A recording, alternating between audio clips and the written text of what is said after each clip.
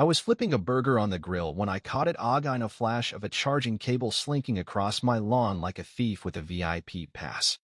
There she was, Diane, the HOA's self-crowned monarch, plugging her electric SUV into my outdoor socket as if it were a free pump at a gas station.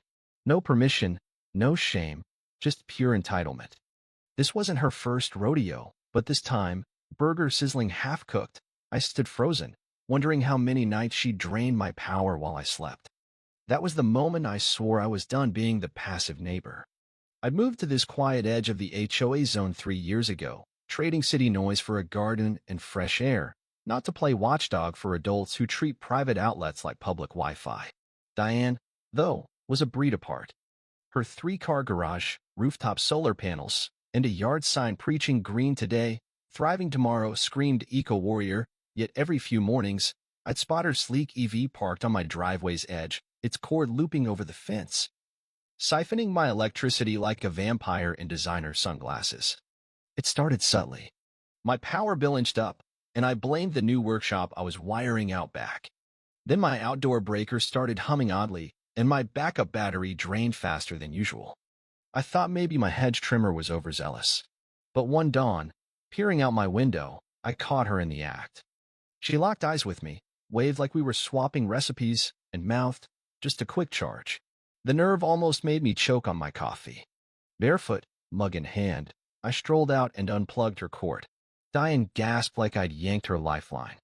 She stormed over in yoga gear, phone recording, and launched into a tirade about community unity and how I was sabotaging the planet. She said I should have talked to her like a grown-up if I had a problem. Holding the cord like a dead snake, I replied, "This is my property, my power. Next time, I'm locking the outlet." She hissed that she'd report me to the HOA board, where she reigned as vice chair. I said I had trail cams and receipts. My wildlife camera, set up for stray cats, had caught her sneaking over at least a dozen times, crouching through my shrubs like a spy in a cashmere coat, dragging that cable with smug precision. I didn't confront her immediately. I wanted proof that stuck. For days, I cross-referenced timestamps, calculated her SUV's kilowatt draw, and tallied the theft $250 in a month. This wasn't a neighborly borrow, it was a heist. I printed an invoice labeled unauthorized electricity usage and slipped it into her mailbox with a mock payment plan. That night, she banged on my door, face flushed, waving the bill like it was a death threat.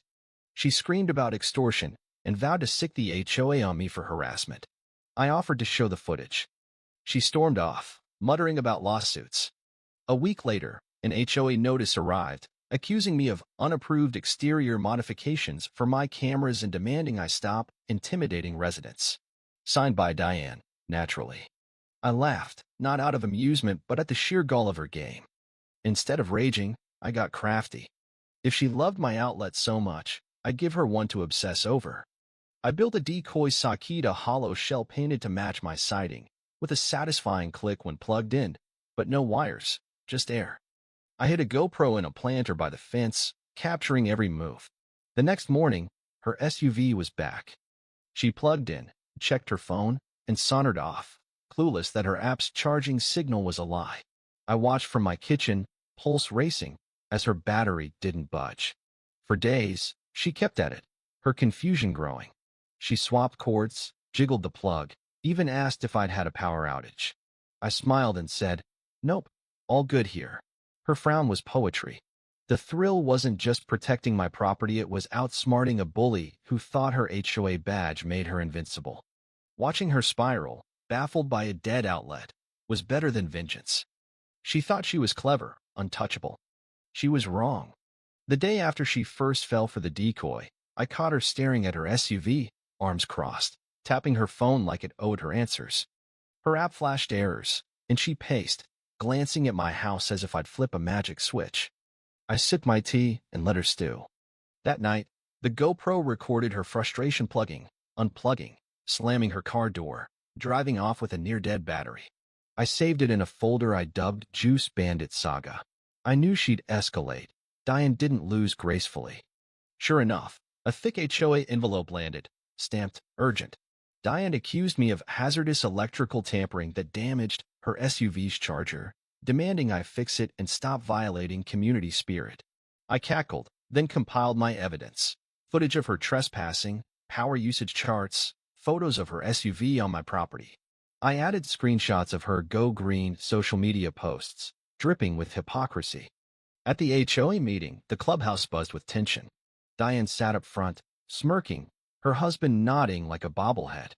The president, Tom, a retiree with a passion for model trains, opened the floor. Diane spun a tale of victimhood, claiming I'd rigged a dangerous outlet to ruin her eco-friendly car. Her husband chimed in, saying their charger was malfunctioning since using my socket. Tom turned to me. I laid out my case calmly, methodically. I showed the initial theft clips, the $250 bill spike, and the video of Diane sneaking at midnight, cord in hand. The room went quiet. I ended with her green post, asking how stealing power squared with her principles. Tom's jaw tightened. A board member, Ellen, a former electrician, asked Diane if she had permission. Diane stammered about implied resource sharing. Ellen scoffed, saying no such rule existed. Another neighbor mentioned Diane's SUV loitering near their garage. Murmurs spread she wasn't just my problem. Tom called a recess. Diane glared as she passed me, her husband muttering threats. After the break, Tom dismissed the complaint against me and announced new rules. Unauthorized property use would face fines. Then he handed Diane a letter suspending her as vice chair for abusing HOA power. She snatched it and bolted, her husband trailing, yelling about retaliation. Ellen high-fived me, calling it the best meeting ever. Diane vanished for days, her SUV absent, her online rant silent. I checked my cameras nightly, expecting a comeback. The decoy sat untouched, but I knew she was plotting. Then a handwritten note slid under my door, scrawled in frantic ink. No apology, just accusations of sabotage and threats of a lawsuit, claiming my traps violated green laws. She demanded an apology and $5,000 for emotional distress within 3 days. I shredded it, laughing. Her car hadn't charged in weeks, and she was clueless, chasing ghosts. I doubled down, installing a second decoy outlet, this one with a fake LED flicker. She took the bait, plugging in at dusk, her app mocking her with false hope. She slapped the socket, cursed, and left, defeated.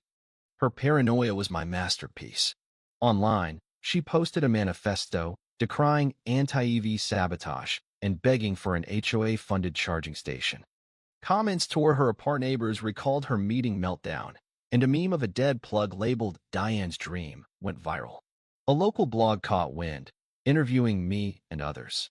The story, Neighbor Thwarts HOA Power Thief, exploded, with my footage of Diane's decoy fails stealing the show.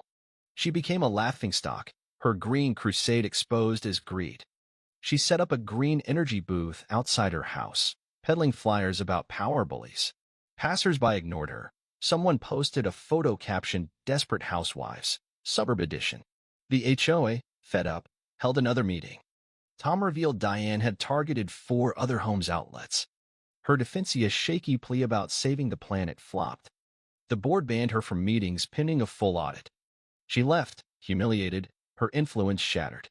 I added motion-activated sprinklers along the fence, set to douse intruders. One night, at 1 a.m., Diane triggered them, soaking her as she reached for the decoy. Her yelp echoed. She fled, leaving her cord behind. Neighbors saw it in the grass, joking about a cord museum. Diane filed another HOA complaint, claiming my sprinklers violated shared landscaping. I sent proof my land was private, plus footage of her soaking. The HOA dismissed it, thanking me for security contributions. Her SUV, dead from failed charges, was towed. She argued with the driver, but it vanished. A neighbor made private juice shirts, a hit at the local market. Diane's house grew dark, her presence a shadow. A consultant she hired snooped by my fence, snapping photos, but my sign, no trespassing, no charging, stopped him cold. At an HOA meeting, Diane's final plea about EV discrimination fell flat. She sat, silenced, as neighbors ignored her. I spoke at a green energy club, sharing my off-grid setup, not the drama. Attendees admired my resolve. Diane's car never returned. Her social cloud evaporated.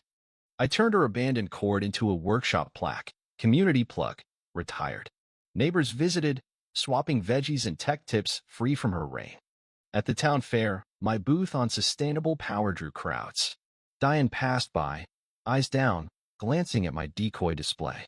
She said nothing. On my porch that night, stars above. The yard was still no cords, no fights, just peace. Diane's theft wasn't about power, it was about control. She thought I'd bend. Instead, I built traps, held ground, and let her unravel.